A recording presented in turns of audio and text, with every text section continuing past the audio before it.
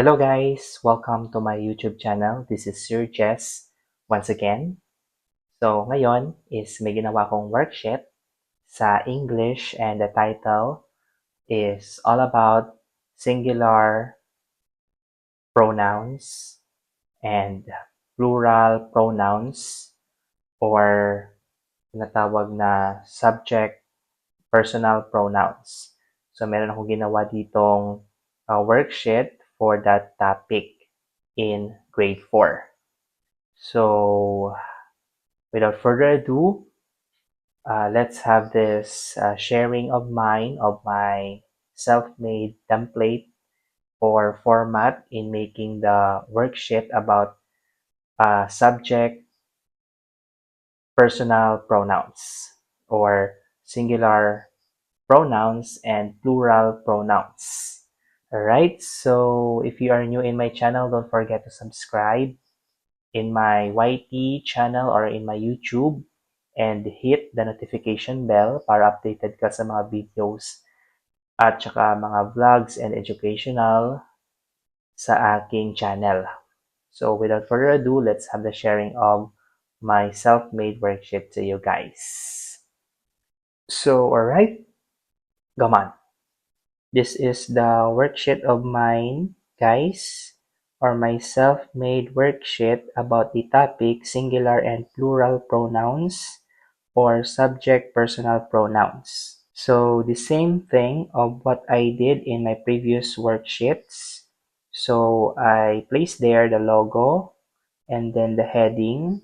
So the heading is all about Department of Education, Region 6, example, if whatever region you are, division of example, what division you are, district of example, kung anong district ka, and then the name of your school and the address of your school. So that's it, guys.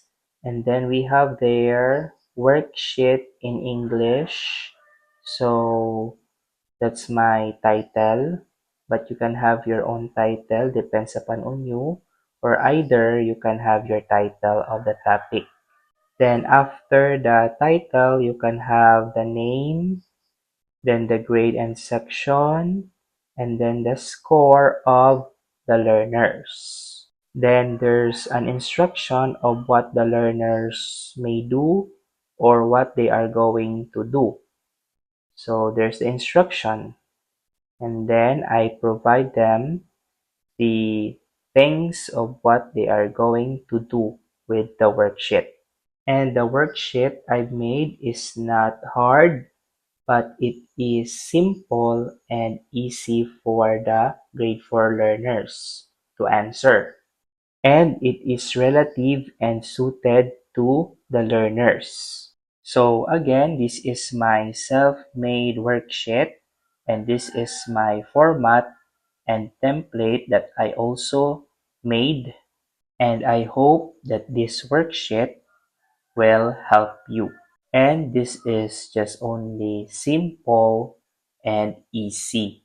Also, I provided different instructions for them to answer a lot with different activities and learning tasks, but the same lesson.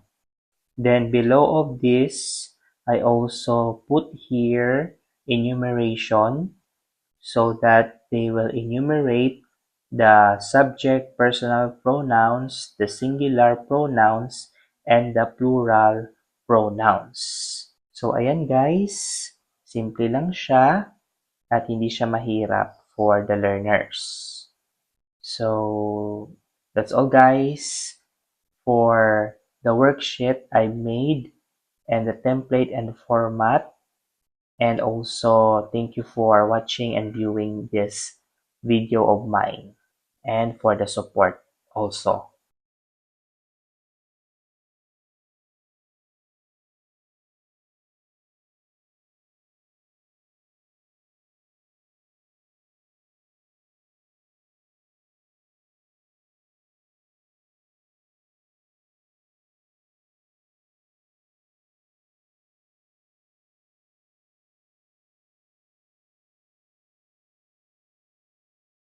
Alright, so that's all guys about the worksheet that I've done in the topic singular and plural pronouns, or what you call the subject personal pronouns. So if you wish to have a soft copy of it, you can comment on the comment section so I can provide you. So that's all guys. Thank you for the viewing of my video and for the support in watching my videos. So I'll see you again on my next video blogs, educational, and others. So thank you and have a good night, everyone. God bless. Bye bye.